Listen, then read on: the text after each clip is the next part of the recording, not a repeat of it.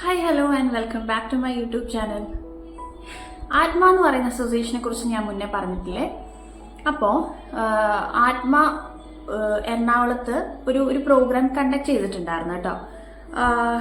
അതായത് ആത്മയും പെഗസസും കൂടിയിട്ട് ചേർന്നിട്ട് ഒരു പ്രോഗ്രാം അവിടെ കണ്ടക്ട് ചെയ്തിട്ടുണ്ടായിരുന്നേ.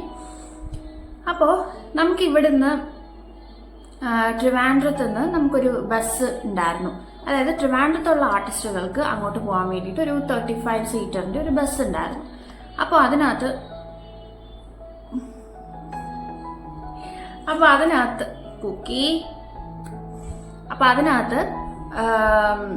നമ്മൾ കുറേ ആർട്ടിസ്റ്റുകൾ പോയിട്ടുണ്ടായിരുന്നു കേട്ടോ.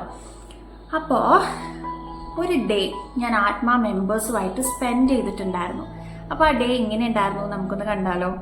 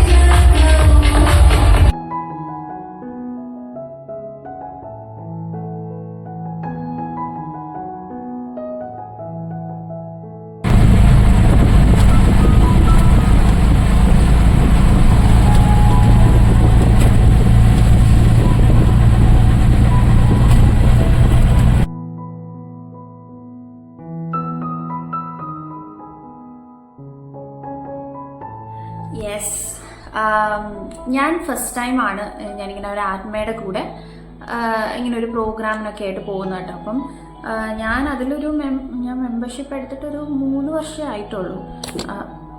കുക്കേ സമ്മതിക്കത്തില്ലല്ലേ കൊച്ച്. അപ്പം ഞാനൊരു 3 വർഷമേ ആയിട്ടുള്ളൂ അതിനകത്ത് മെമ്പർഷിപ്പ് എടുത്തിട്ട്. അപ്പം ഞാൻ മെമ്പർ ആയതിന് ശേഷം വരുന്ന ഇപ്പോൾ കോവിഡൊക്കെ ആയതുകൊണ്ട് അങ്ങനെ വലുതായിട്ട് പ്രോഗ്രാംസ് ആ ടൈമിലൊന്നും കണ്ടക്ട് ചെയ്യുന്നുണ്ടായിരുന്നില്ല. പിന്നെ വന്നതൊന്നും നമുക്ക് എല്ലാവർക്കും പോയിട്ട് ഇങ്ങനെ അറ്റൻഡ് ചെയ്യാൻ പറ്റുന്ന പോലത്തെയോ അങ്ങനത്തെ ഒന്നും തന്നെ ഉണ്ടായിരുന്നില്ല. അപ്പോൾ അത് കഴിഞ്ഞിട്ട് ഇപ്പോൾ ഈ റീസെൻ്റ് ഇപ്പം ഞാൻ കാണിച്ച ഈ ഒരു വീഡിയോ വന്നിട്ട് അങ്ങനെ വന്നപ്പോൾ നമുക്ക് ഓക്കെ ആ ഒരു പ്രോഗ്രാം എനിക്ക് അങ്ങനെ മിസ് ചെയ്യണമെന്ന് തോന്നിയില്ല. അപ്പോൾ ആ പ്രോഗ്രാമിന് അവിടെ പോയി കഴിഞ്ഞാൽ എന്തൊക്കെ ഉണ്ടാവുന്ന കാര്യങ്ങൾ അങ്ങനത്തെ സംഭവങ്ങളൊന്നും വലിയ ഡീറ്റെയിൽ ആയിട്ട് നമുക്ക് അറിയത്തില്ലെങ്കിലും ആത്മ മെമ്പേഴ്സുമായിട്ട് നമുക്ക് കുറെ കൂടി ഒന്ന് കണക്റ്റ് ആവാൻ പറ്റുന്ന ഒരു സംഭവമായിട്ട് തോന്നിയത് കൊണ്ട് ഞാൻ ഓക്കെ പോയേക്കാമെന്ന് വിചാരിച്ചു. ഇദ്ദേഹത്തിനാണ് പ്രശ്നം ഞാൻ ഈ വീഡിയോ എടുക്കുന്നതിൽ. കളിക്കുകയാണ് സ്റ്റാൻഡിൽ. അപ്പോൾ അപ്പോൾ നമ്മൾ അങ്ങനെ പ്ലാൻ ചെയ്ത് നമുക്ക് അങ്ങനെ കാര്യങ്ങളൊന്നും അറിയത്തില്ല. ഓക്കെ, എന്നാൽ പിന്നെ പോയി നോക്കാം. അപ്പോൾ നമുക്ക് കണക്ട് ചെയ്യാൻ പറ്റുന്ന ഒരു സംഭവമല്ലേ, നമുക്ക് അങ്ങനെ ഒരു ഓപ്പർച്യൂണിറ്റി അല്ലേ. മറ്റേ നമ്മൾ എല്ലാവരെയും ഈ വർക്കിനൊക്കെ കാണുന്നത് മാത്രമല്ലേ ഉള്ളൂ. ഇല്ലെങ്കിൽ നമ്മൾ വർഷത്തിലൊരിക്കൽ മീറ്റിങ്ങിന് കാണും.